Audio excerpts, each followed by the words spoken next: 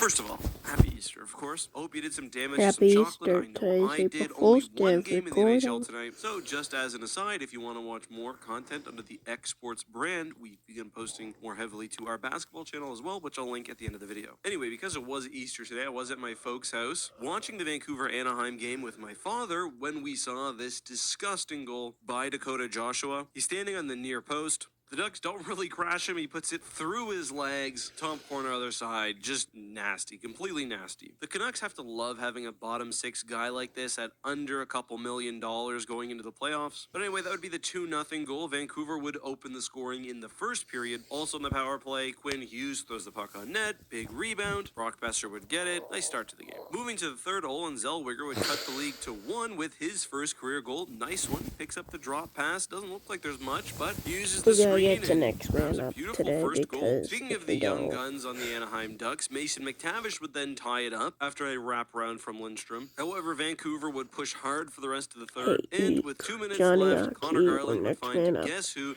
Dakota If you ever Joshua want to once collab again with me, right in you front of the net, can. wide open. Man, he was there for so long. You could just hear him on the broadcast like screeching. Bit of an unholy sound for Easter, in fact. But this Duck seems a work in progress. Fun game overall. I wish there had been more today. I was sitting around, but that's all I got. Let me know your thoughts below. So, coming out of the annual...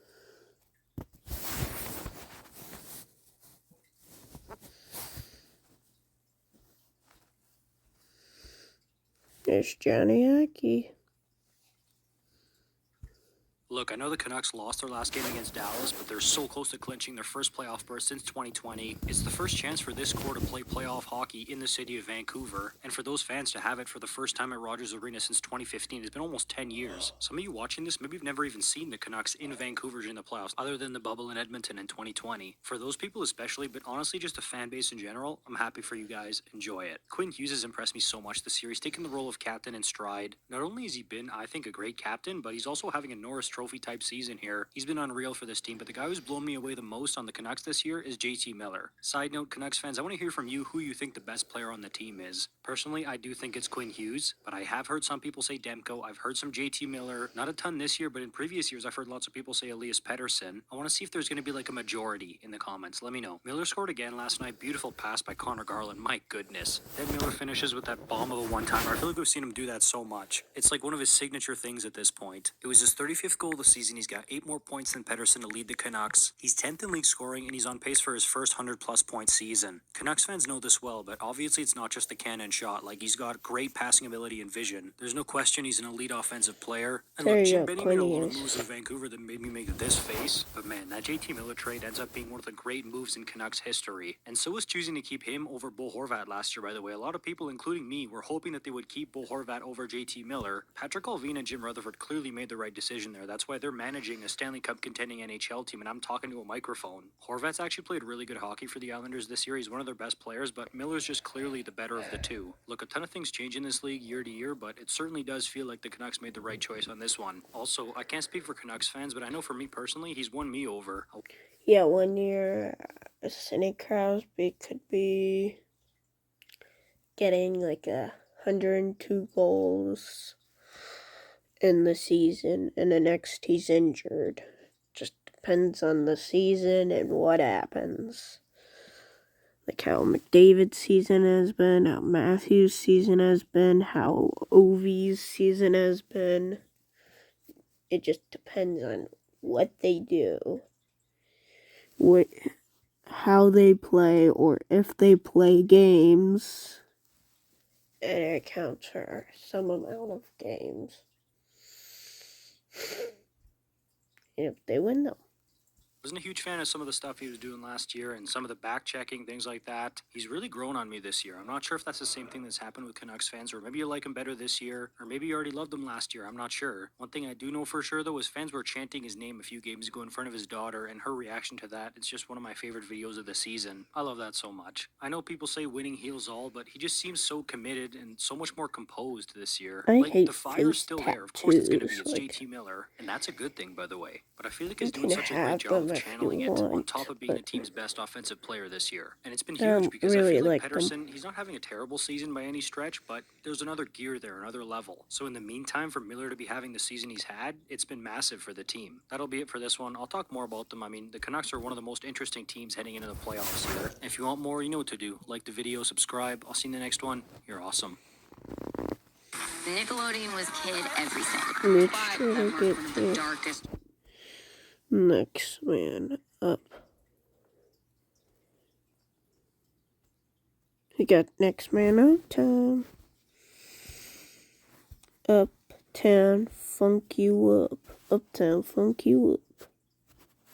Gordie Howe, Brendan Shanahan, and now Alexander Ovechkin. Last year, after an impressive 42 goals in 73 games played, Ovechkin found himself just 72 away from maybe the biggest record in all of hockey, Wayne Gretzky's all-time goal record of 894. And so, if he could score 42 at age 37, surely he could score another 73 before his playing days are fully over, right? Well, as this season began, that began to look like a bigger mountain to climb than maybe anticipated. The Great One got off to a not-so-great start. Just 5 goals in his first 24 games. He was at that point on pace for an 18-goal season, his lowest since entering the league. But as the season progressed, it seems the Russian machine wasn't broken, it just needed to get warmed up. Because coming into last night's matchup against the Flames, he suddenly found himself just 1 goal shy of recording yet another 20-goal season. And after adding yet another victim to his long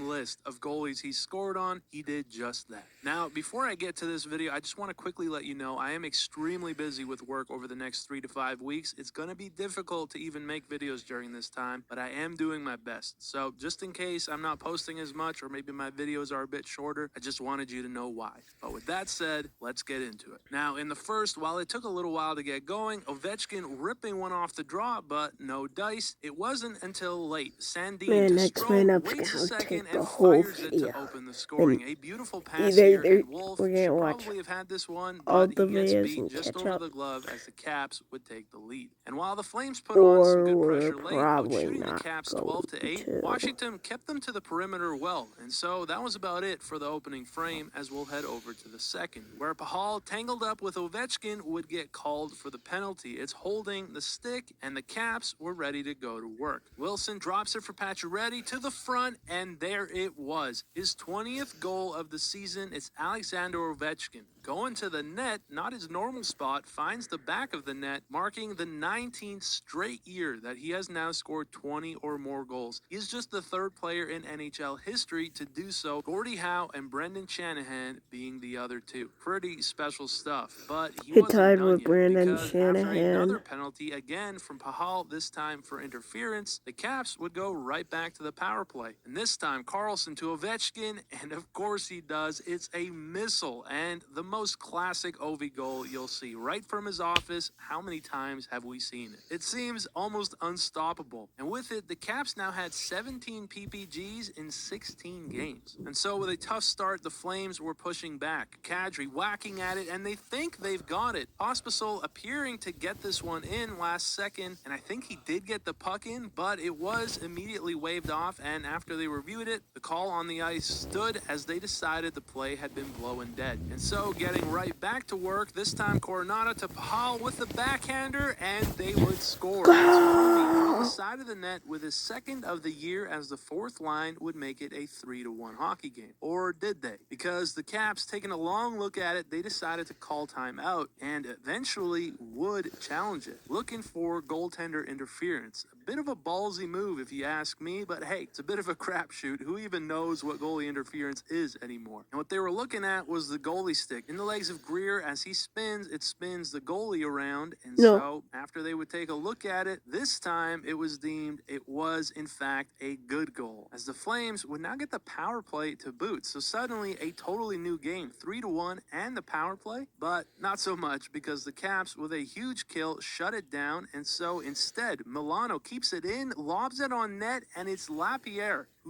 who I feel like scores all alone Milano in front, was pulls out on the pitching wedge and passed Wolf the to round out Ducks. the period with his 8th, regaining the 3-goal I think lead, he which was. the Capitals would take into the third and final period. And while Uyghur would walk down and rip one off of the faceoff to bring the Flames back to within 2, they were forced to pull the goalie with 2:38 to go, and it was Tom Wilson almost immediately getting the empty netter to seal it as the Capitals, picking up 2 important points, suddenly find themselves in the second wildcard spot with a game in hand on the next closest Red Wings. So a huge night for the Capitals and their longtime leader, Alexander Ovechkin. I Gonna hope be the very interesting to Penguins, see. the Can he get another Capitals, the 52 in the next year or Rangers, 2 the or 3? What's Islanders. crazy How is about he scored Buffalo? 52 in his rookie year, and Buffalo he scored 50 or more in 9 different seasons. So let me know and your thoughts others down below. Thank you for score. watching. I I appreciate hope it they very get much, in the and I'll see playoffs. you That's in the fine. next one.